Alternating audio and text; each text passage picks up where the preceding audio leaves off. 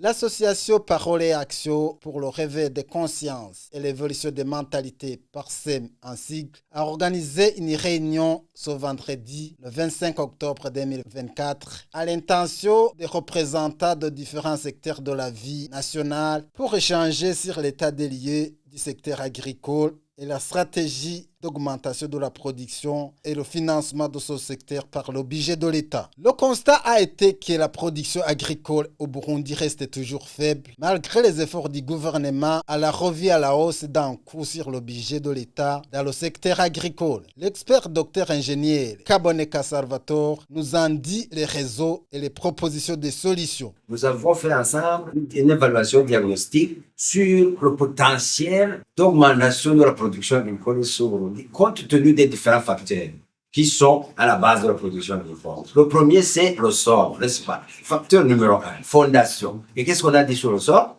D'abord, il est exigu, c'est dû à la pression démographique, c'est un, n'est-ce pas? Et de deux, le sol burundais a été quelque peu perturbé par la dégradation chimique, si vous voulez, en termes d'acidification, n'est-ce pas? Et je vous ai dit quelque part, même si ce problème d'acidification existe, il y a une solution. La solution connue, classique, scientifique de correction de l'acidité, donc la qualité, c'est d'amener ce qu'on appelle la dolomie. Et cette dolomie est abondante dans ce pays et répartie dans différentes régions. Et ce que je ne vous ai pas dit, c'est que cette dolomie a la même composition, identique.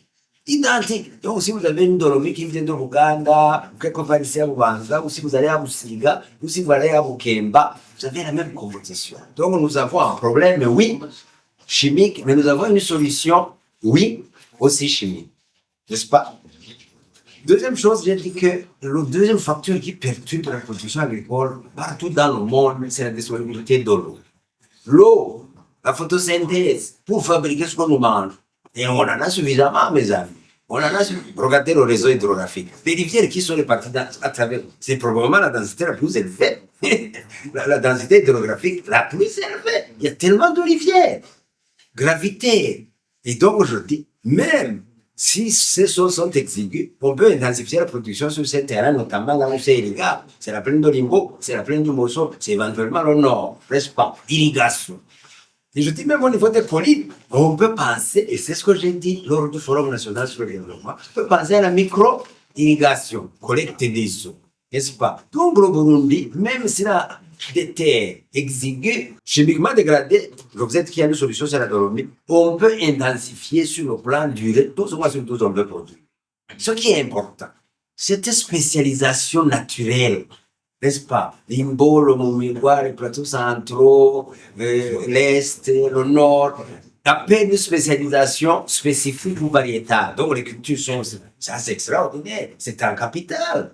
On peut penser à une agriculture de terroir. Parmi les recommandations des participants, il s'agit entre autres la politique à la maîtrise démographique par la limitation des naissances, la subvention du gouvernement aux agriculteurs, notamment la population juvénile instruite, la promotion des cultures industrielles, notamment le café et le thé, la collaboration entre les experts et le ministère de tutelle, la planification à long terme, l'accès gratuit des agriculteurs aux semences et aux fertilisants, la mise en place de l'assurance agricole, la décentralisation du bureau stratégique, la spécialisation des cultures variétales en fonction des régions naturelles, la protection des terres exclusivement agricoles, la création des projets de production agricole pour alimenter les personnes en situation de consommation, l'augmentation du budget alloué à ce secteur agricole, pour ne citer que cela. Le coordinateur des projets au sein de cette organisation PARSEM a annoncé que ce qui est sorti de cette réunion sera soumis aux décideurs publics.